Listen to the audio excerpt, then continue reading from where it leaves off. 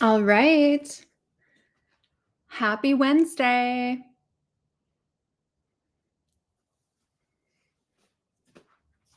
Happy Wednesday. Excited to be here. We are going to be doing some live shop audits. We are going to be doing answering your questions, so a little bit of Q&A, and I also have a special surprise for you next week. I am doing a free training for you, and this is going to be all about how to really blow up your shop with traffic without ads. So I am going to be putting a link to this in the chat, and you will get full access. Hey, Linda. All right, so here is my link to that free training. We have several time options available. So this will be next week. Hey, everyone. I'll show you what this looks like. Okay. So definitely join us next week. So it's really how to get your first 1,000 orders without spending a dime on ads, or if you already have over 1,000 orders, how to get your next 1,000 orders. And it is coming up. The first one is in 5 days. So all you do, it'll show you what you get, what it's about, who it's for. There will be limited replay access if you register. So you just click Save My Seat, and then you're going to go ahead and put in your date that you want. There's 2 times next Tuesday and 1 time next Wednesday. And then you'll put in your first name, email, and phone number. We'll text you a reminder. So definitely join us here. So excited to be doing this next week. And it'll be 60 minutes live free training. Okay, let's get into your Etsy questions. You did submit some over on, where was it? Instagram. Yeah. Okay. I will get those pulled up.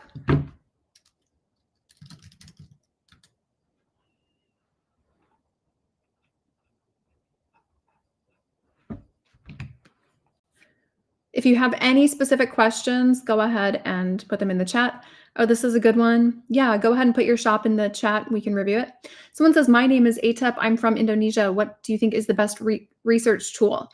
My question is, what are you researching? Are you trying to research traffic on Etsy, search volume? If so, Etsy does not provide that.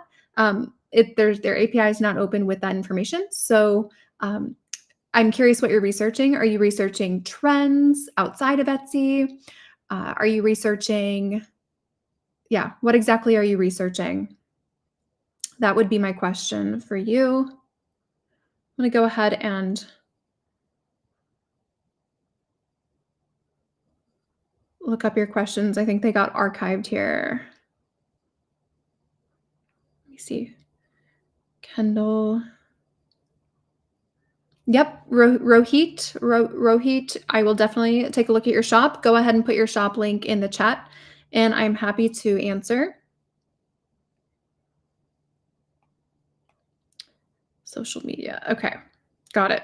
So someone asked on Instagram, are there any saturated product areas? So saturated, I kind of think there's 2 ways you should be looking at saturation.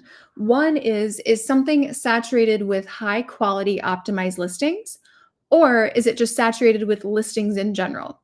Because something can be saturated with bad listings and it will intimidate you from wanting to sell in that category, when really that's a huge opportunity. So I would say this is Madison Lynn. Product categories that are not done well.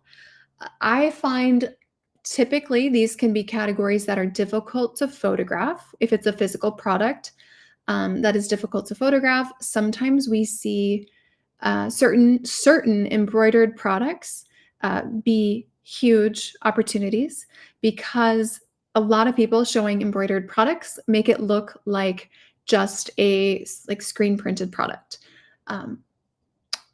We could also say same thing would go for a laser. Anytime where someone is using a mock-up that makes it look very fake, especially when I see people do engraving mock-ups, that's always an opportunity. Certain supply category items that have bad photos, that's an opportunity.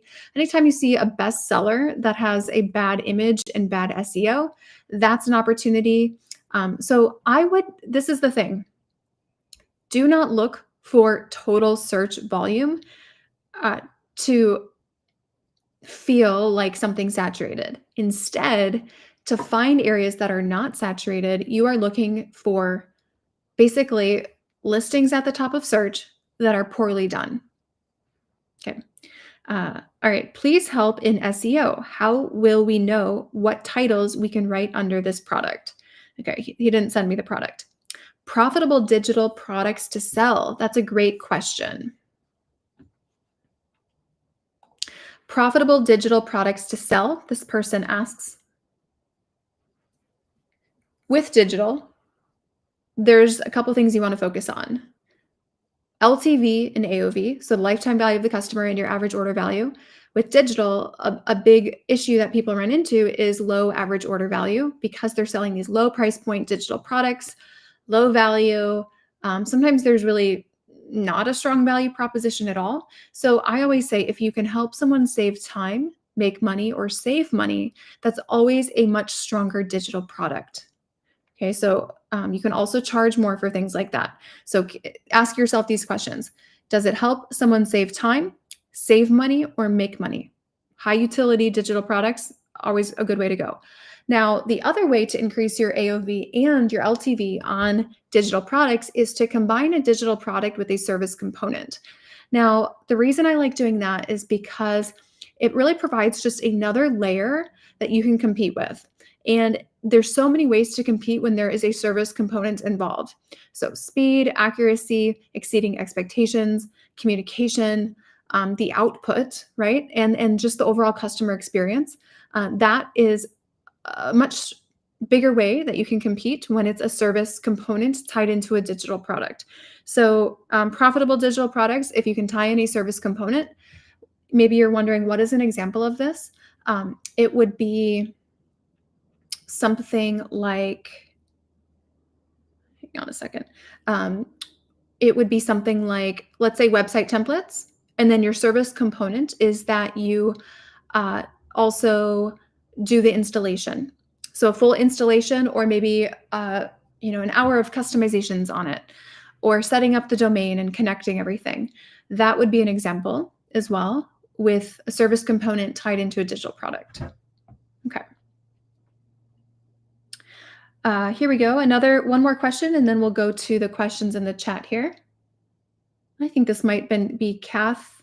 Yepes. Finding the best profitable customer for print on demand. So the key here with print on demand is that you are not competing with your quality. Right? You're not competing with a quality product. So with profitable customers, they come to Etsy for many things. Some things they're coming to Etsy for are heirloom quality products, right? They're willing to pay more for high quality, great experience. You're not going to be offering that to them with print on demand. What else do they come to Etsy for? Gifts. Okay, certain people, they are going to want to give them only a quality gift.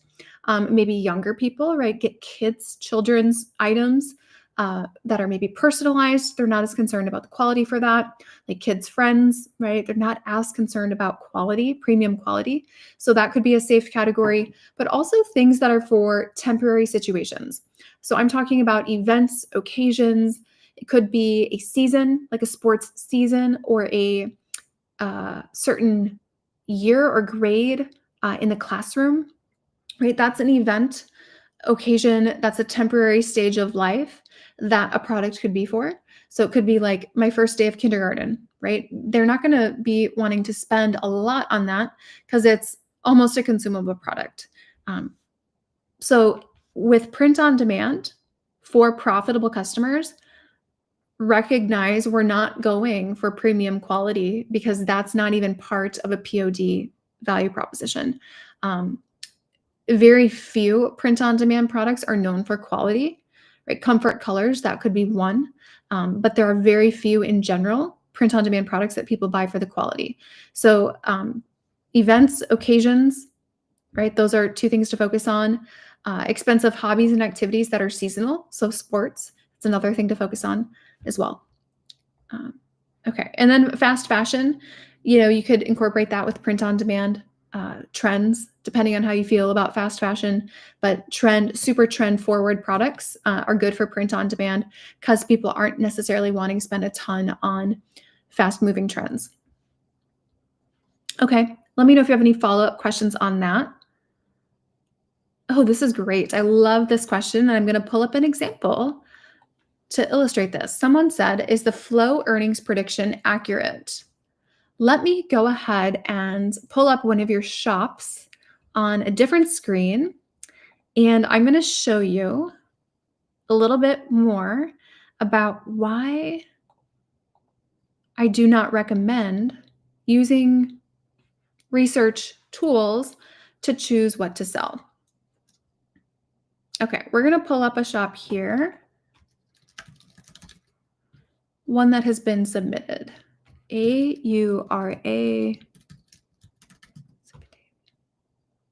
Okay, here we go. Okay, we don't have any sales yet, so this is not going to be as helpful. Let's grab a shop with sales. Actually, let's just go jewelry mom. Mother's Day is coming up. I'm going to show you exactly why. Okay, we're going to click on this. This will be a good illustration. Okay, so in this listing, good, you guys can see the overlay. So I'm going to pull up Allura here, and this is bestseller, right? $14 because it's 50% off, normally $28. We have just several sizes of necklaces that range from 1 stone to 15 stones. So 1 stone makes it $14 and 15 stones makes it $70. Okay.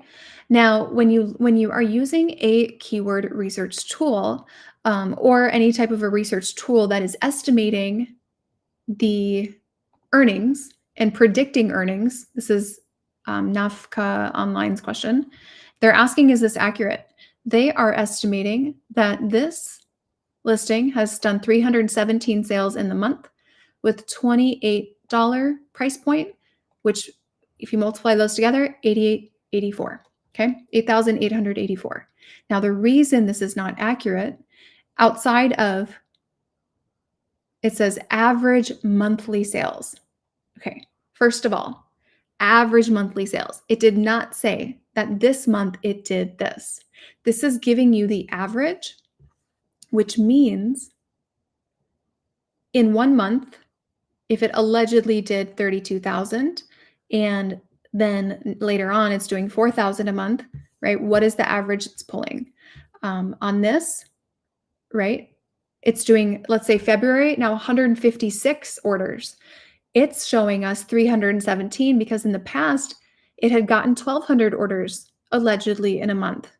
So what we are seeing here is, first of all, an unreliable order count, right? It's not necessarily accurate. It's an average.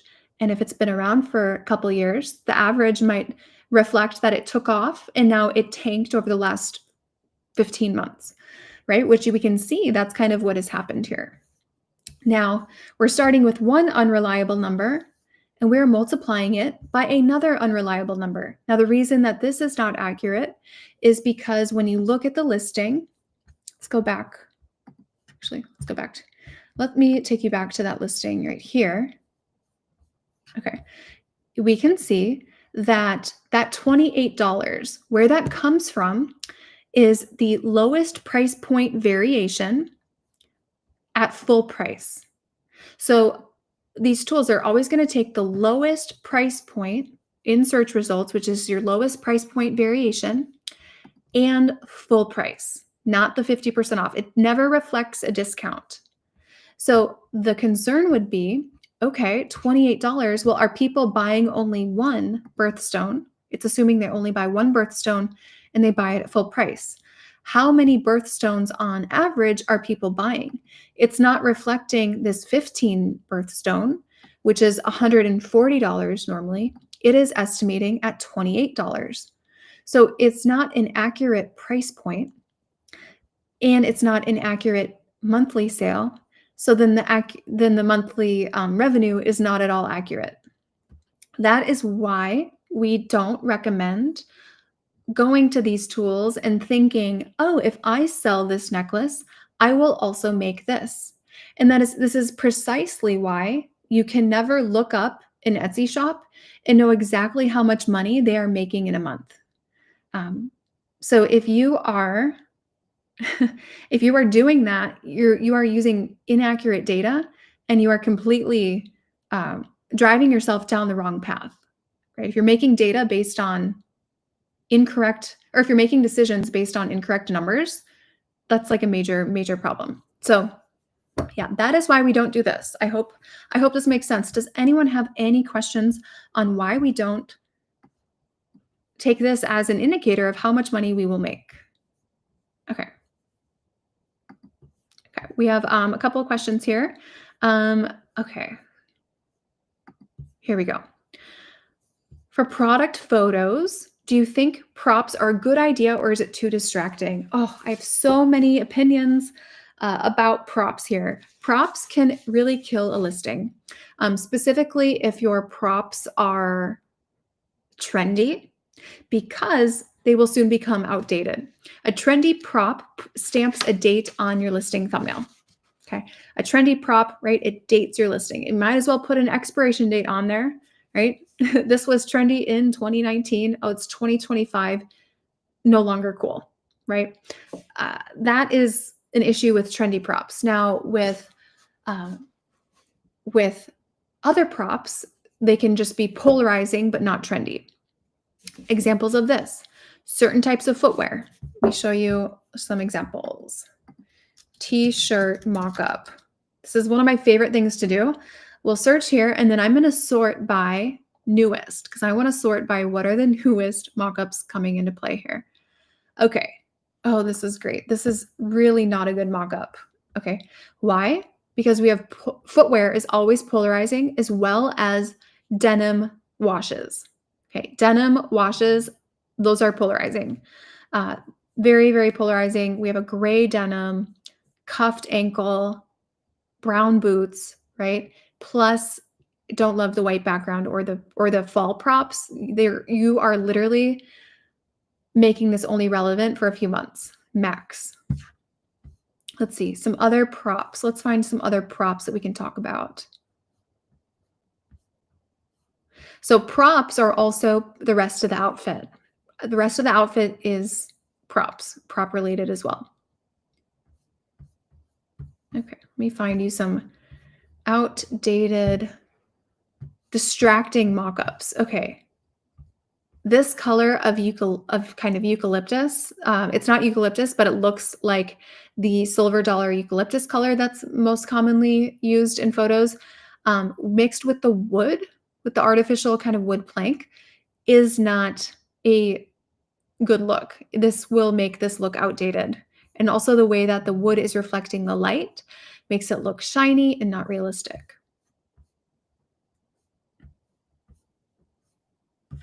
Okay, looks like a lot of the same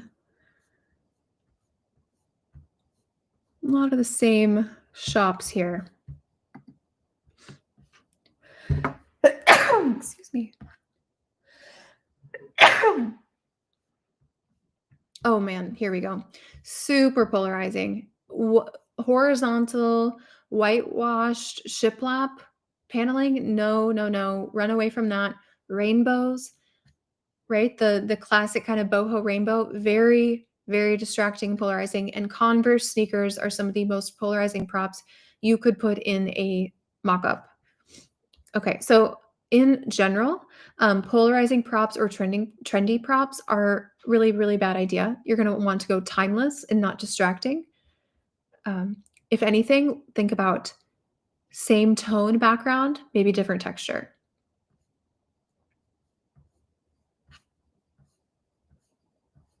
Okay.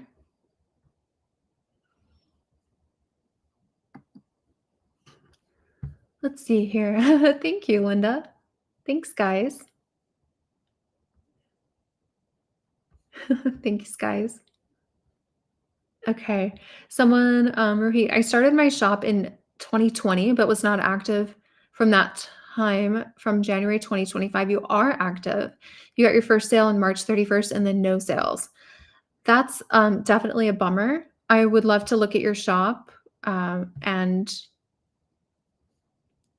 take a look at why you're not getting sales. It's going to be pretty obvious just by looking at the shop as to why you're not getting sales. Hmm. Yeah, go ahead and put your shop link in here, Rohit. Yeah. So this is interesting. Sharon, you once said to lower your price to rank on Etsy, but at the same time, you say to sell to rich people. I don't know, should I lower my price or question mark? So the thing is, selling to rich people, it doesn't mean that the product won't still appeal to non-wealthy people. Right. So let's say you are selling to wealthy customers. Let's say their kids are in cheer, right? Cheer is a very expensive activity. And let's say you are selling to that cheer mom. It doesn't mean that less financially qualified cheer moms wouldn't also want the product, right? There's also still people who do cheer who are not as financially qualified, you could say. So we're not saying you can't appeal to both, but we are saying make sure that there is a profitable customer for this product who will have very consistent spending habits, right? Some people who are less financially stable, maybe, right, the markets are turbulent and they lose their job and they can't afford to keep their kids in cheer anymore, right? There's going to be people like that as well. So they're less financially stable. However, your cheer products might still appeal to them. So also, we want to make sure that we are understanding there are different pricing strategies for different stages of a listing's life cycle. The goal is not to undercut all the competition with price forever. The goal is to get those first 20 orders as quickly as possible. So the goal is not to always be the cheapest. The goal is to get 20 orders on a listing as fast as possible. Order velocity is the goal. Okay. Price is only one tool that we use to get those 20 orders. Once you have the 20 sales, it's kind of like a launch discount, right? When let's say there's a new store opening and it's frozen yogurt and they're giving it away for $5 or a dollar or something, right? That's not their permanent pricing. That is not reflective of what the brand means and what that brand is associated with. It's simply something to build awareness. And that's what we're doing with price. So it's simply for a certain stage of that business when you're launching a listing. Okay. Okay. Let's see here. Any other questions here? Oh, this is so sweet. Nafka says you are my best teacher. That's so thoughtful. So nice. Thank you. Okay.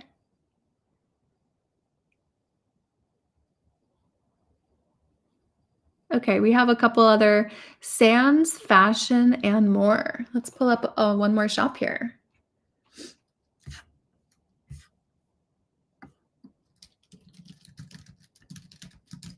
And that is, I think, something that um, not many people think about when building their business. Dynamic pricing. Okay, dynamic pricing is is really looking at the stage of the business, the stage of the listing's life cycle, and what the goal is right now. Where are we going? What do we need to do to get there? Hang on a sec. Hang on a second.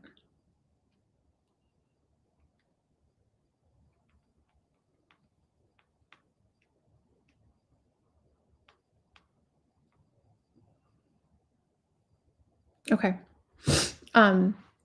Oh, Bubbles Art Craft, you're going to sign up for a private call? Amazing. Awesome. We can't wait to talk to you.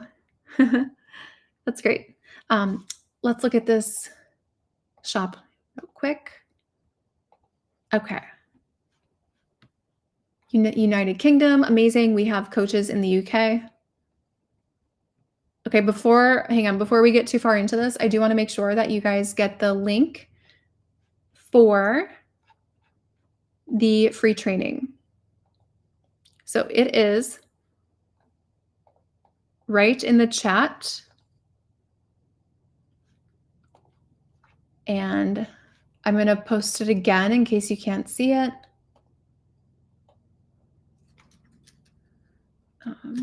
Marketing. We use Slack, and it's very, very congested. Let's see here. We have a lot going on here. Okay, here we go. Live class.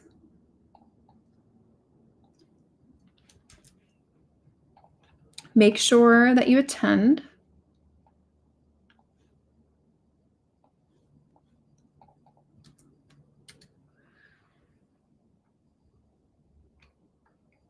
Okay. Oh, Rohit. Everyone is saying, don't forget about Rohit, Pebble Fine Jewelry. Sorry, we will do him now. And of course, if you ever want a shop review, just ask in the one-on-one coaching. Pebble.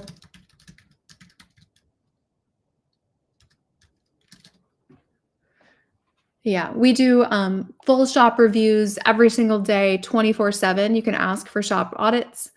Okay, you only have one sale and you have extremely low price points. Okay, so your value proposition is, I think, very, very weak, which means your combination of your listing photo and your price point. So these photos, these price points, they don't align, right? They're not combined, they're not targeting the right customer. Photos are one of the biggest issues I'm seeing in your shop right now, however. So like before you add any new listings, we need to double down and focus on fixing those. Let me see if they no, they don't really get any different. I think they get a little bit worse as the pages go on. So with jewelry, one of the biggest issues that I see is SEO related. And I fully expect when I see a jewelry listing in a jewelry shop that SEO is probably one of the biggest problems. Traffic must be incredibly low. There's so many SEO issues in the shop that photos and SEO, like if those two things are not updated, I wouldn't expect any different results. You could put the most beautiful diamond in here, and if you are doing the SEO and the photos in this way, like the right person wouldn't even find it. So my recommendation for you is we got to be fixing those things first. Those are the biggest holes in the shop right now to focus on. Okay. Okay, cool. We'll go back to the other one. Sorry, we have a lot of people who are putting shops in. I'll have a coaching call this week though, and that's where we actually dive into your shops. You can also send over your stats and we'll go into it on a stats level and actually go through step-by-step details on what to fix. All right, so this is Emma's shop. Okay, so I would say, and don't take any of this the wrong way, I'm just calling out the biggest issues. Weak branding, right? Really, we really need to improve the branding and the brand image and what you want to be known for. Like we need that to come across. This is your most valuable visual real estate up in the banner here. Let me make myself smaller. Most valuable real estate, and we are not utilizing it in a strong way. Price points, right? Price points are not compelling. The product mix itself, I would be recommending our product framework. The design, there's design issues in terms of color combinations and sizing and scale and placement and how you are combining elements of text with words. Okay, so those are all things that we would want to focus on. Color combinations as well. Shapes, right? Shapes that you're putting on, like we would never want to put this big square on the sweatshirt. Um, Mock-ups that you're using definitely still need improvements here. And who are you targeting? Beach life, good vibes. I'm just a little concerned that we are kind of going vanilla with beach life, good vibes. You can do this, take it easy. It's discover nature, believe in yourself. It's a little bit vanilla or Hobby Lobby. So actually, are you in the UK? Yeah, you're in the UK. I would look, you can look up Hobby Lobby and see what that is. Dream big, right? So design is the, huge issue as well. I don't think, I'm not sure, maybe you could tell us, but are you making these designs with a specific profitable customer in mind? If not, it's coming across like maybe not. So yeah, we're going to want to make some improvements, and it looks like you might be doing some photos. So we would want to improve your photos as well. And I haven't even gotten into SEO and the listings themselves. The thing is, when you are trying to solve a problem in a business, we always start top of funnel. Where is the break when customers first come across you? Where is the issue coming that stems from traffic? Because it doesn't matter, honestly, if we go in and we try to fix your description if there's no reason for them to even click into the listing. So how we solve problems in a business, and that's why, just so you know, that's why on a lot of these calls, we're not getting into your stats. We're not even usually making it to the intricacies of your listings, because there's so much on the surface at the top of the funnel, you could say, that is a constraint. So if you can't fix the top of funnel problems, you're not working in the right direction. So yeah, there's a lot to be done here. So that is what I would focus on first, Emma. All of the problems that I kind of called out, they're impacting a few things. Your traffic, your click-through rate. Having a low click-through rate will then lower your traffic. So those two things go hand in hand. And what helps someone click in? It's your value proposition. It's that combination of your listing photo and your price point, which is why I focus so much on design in kind of my overview, is because the design is preventing them from clicking in. And there's different elements of your designs that need focusing in on. Okay. Awesome. All right. I think we're going to wrap, but if you guys have any questions, definitely reach out to us on social media or email. And yeah. Oh, Emma, you said, this is actually great. I want to point this out. She said she used Etsy for that listing. So the SEO is not your biggest problem. Just so you know, the SEO is not the problem with a listing. It is the product itself. And no matter how good your SEO is, if the product and the thumbnail image aren't going to have alignment with a profitable customer, it doesn't matter what the SEO is, because the fact would be good SEO can get your product in front of a customer.